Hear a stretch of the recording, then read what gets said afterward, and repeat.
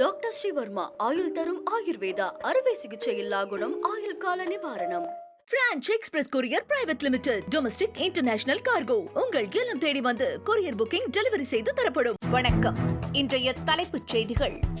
டெல்லியில் ராகுல் காந்தியை திமுக எம்பிக்கள் கனிமொழி, TR பாலு சந்திக்க திட்டம். கூட்டணி விவகாரம், தொகுதி பகிர்வு குறித்து பேச்சுவார்த்தை நடத்தவுள்ளதாக தகவல்.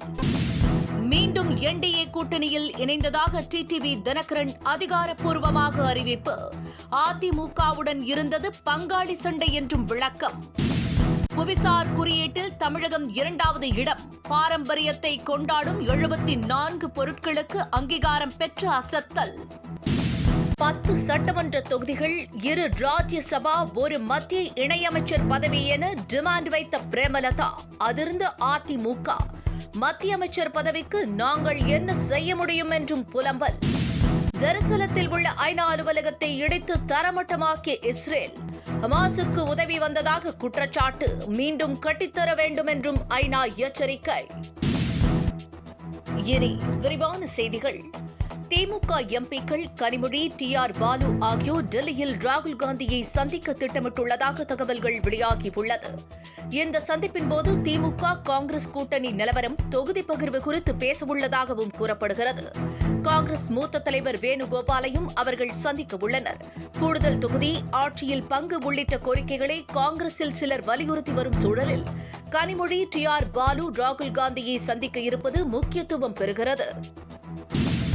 சனாதன தர்மத்துக்கு எதிராக துணை முதலமைச்சர் உதயநிதி ஸ்டாலின் வெறுப்பு கருத்துக்களை பேசுவதாக சென்னை உயர்நீதிமன்ற மதுரை கிளை தெரிவித்துள்ளது. 2023 சனாதனம் குறித்து உதயநிதி பேசியது தொடர்பான வழக்கை விசாரித்த நீதிமன்றம், இந்து மதத்தின் மீது திமுக கடந்த 100 ஆண்டுகளாக தாக்குதல் நடத்தி வருவதாகவும், வெறுப்பு கருத்தை பேசுபவர்கள் தப்பித்து விடுவதாகவும், அதனை எதிர்ப்பவர்களே தண்டிக்கப்படுவதாகவும் தெரிவித்துள்ளது. தேசிய ஜனநாயக கூட்டணியில் டிடிவி தினகரன் மீண்டும் இணைந்திருக்கிறார். தமிழகத்தில் மீண்டும் ஜெயலலிதா ஆட்சியை கொண்டு வருவதற்காகவே அமமுக இணைந்துள்ளதாக தெரிவித்துள்ளார். EPS தலைமையை ஏற்க மறுத்து என்டிஏவிலிருந்து விலகியிருந்த டிடிவி தினகரன் விஜய்க்கு ஆதரவான கருத்துக்களை கூறி வந்ததால் அவர் தாவேகாவுடன் கூட்டணிக்கு செல்வார் என்று பேசப்பட்டது. ஆனால் தற்பொழுது அவர் மீண்டும் NDA கூட்டணியில் இணைந்துள்ளார். மேலும் அதிமுகவுடன் இருப்பது பங்காளி சண்டை என்றும், விட்டுக் கொடுப்பவர்கள் கெட்டுப்போவதில்லை என்றும் தெரிவித்திருக்கிறார். ராஜ்யசபா சீட்டு கொடுக்காததால் அதிமுக மீது கடும் அதிருப்தியில் இருந்த பிரேமலதா கடலூர் மாநாட்டில் கூட கூட்டணி குறித்த அறிவிப்பை வெளியிடாமல் தொடர்ந்து தள்ளி போட்டு வருகிறார். இந்த நிலையில் கடலூர் மாநாட்டை காட்டி அவர் வைத்த டிமாண்ட் அதிமுகவை அதிர வைத்துள்ளது. 10 சட்டமன்ற தொகுதிகள், 2 ராஜ்யசபா, 1 மத்திய இணையமைச்சர் பதவி என்று லிஸ்ட் கொடுத்திருப்பதாகவும் கூறப்படுகிறது. இதனால் அதிர்ச்சியடைந்த அதிமுக, ராஜ்யசபா சீட்டு கூட பரவாயில்லை, மத்திய இணையமைச்சர் பதவிக்கு என்ன செய்ய முடியும் என்று புலம்பி வருகிறதாம்.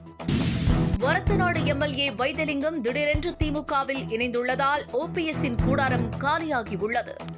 OPS-ஐ மீண்டும் அதிமுகவில் இணைக்க முடியாது என்று EPS திட்டவட்டமாக தெரிவித்துவிட்டார். இதனால் அரசியல் சூழலில் கருத்தில் கொண்டு OPS ஆதரவாளர்கள் திமுக பக்கம் திரும்பி வருகின்றனர். மனோஜ் பாண்டியன் உள்ளிட்டோர் திமுகவில் இணைந்தனர். ஆனால் OPS-இன் தீவிர ஆதரவாளரான வைத்திலிங்கம் தாவேகாவில் இணைய இருப்பதாகவே செய்திகள் தொடர்ந்து வெளியாகி இருந்தன. ஆனால் அவர் திமுகவில் இணைந்திருப்பது விஜயை அதிர்ச்சியில் ஆழ்த்தியுள்ளது. தமிழகம் மண் சார்ந்த பாரம்பரிய சிறப்புடைய 74 பொருட்களுக்கு புவிசார் குறியீடு பெற்று அசத்தியுள்ளது. இதன் மூலம் இந்தியாவில் அதிக புவிசார் குறியீடுகளை பெற்ற மாநிலத்தில் 2வது இடத்தை பிடித்திருக்கிறது. 38 கைவினை பொருட்களுக்கும் 9 உணவுப் பொருட்களுக்கும் அங்கீகாரம் கிடைத்திருக்கிறது. 24 விவசாய பொருட்களுக்கும் தமிழக புவிசார் குறியீடு பெற்றுள்ளது. உத்தரப்பிரதேசம் 74 பொருட்களுக்கு பெற்று முதலிடத்தில் இருந்து வருகிறது. ஜெருசலமில் உள்ள ஐநா அலுவலகமான UNRWA கட்டிடத்தை இஸ்ரேல் புல்டோசர் மூலம் இடித்து தரமட்டமாக்கியுள்ளது. பாலஸ்தீனர்களுக்கு கல்வி, சுகாதார சேவைகளை வழங்கி வரும் அந்த அமைப்பு ஹமாஸுக்கு உதவியதாக இஸ்ரேல் நீண்ட நாட்களாக குற்றம் சாட்டியுள்ளது. இதற்கு கடும் கண்டனம் தெரிவித்துள்ள ஐநா மீண்டும் அந்த இடத்தை ஒப்படைத்து கட்டிடத்தை கட்டித்தர வேண்டும் என்றும் எச்சரித்துள்ளது. ஜெருசலமில் உள்ள ஐநா அலுவலகமான UNRWA கட்டிடத்தை இஸ்ரேல் புல்டோசர் மூலம் இடித்து தரமட்டமாக்கி உள்ளது.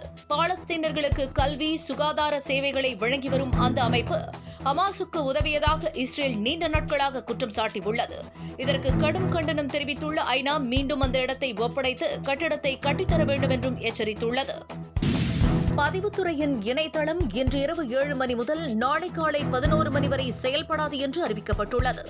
இன்றும் நாளையும் அனைத்து சார் பதிவாளர் அலுவலகங்களே செயல்படும் என்றும் பத்திரப்பதிவு வழக்கம் போல நடைபெறும் என்றும் தெரிவிக்கப்பட்டுள்ளது. பதிவுத்துறையின் இணையதள பராமரிப்பு மற்றும் 3.0 திட்டத்திற்கான தொழில்நுட்பத்தை மேம்படுத்த இந்த நடவடிக்கை எடுக்கப்பட்டுள்ளது. 41 பேர் உயிரிழக்க காரணமான கரூர் சம்பவம் தொடர்பான வழக்கு வரும் பிப்ரவரி மாதம் 3ஆம் தேதி உச்சநீதிமன்றத்தில் மீண்டும் நடைபெறவுள்ள சூழலில் அதற்குள்ள குற்றப்பத்திரிகையை தாக்கல் செய்ய சிபிஐ தயாராகி வருகிறது.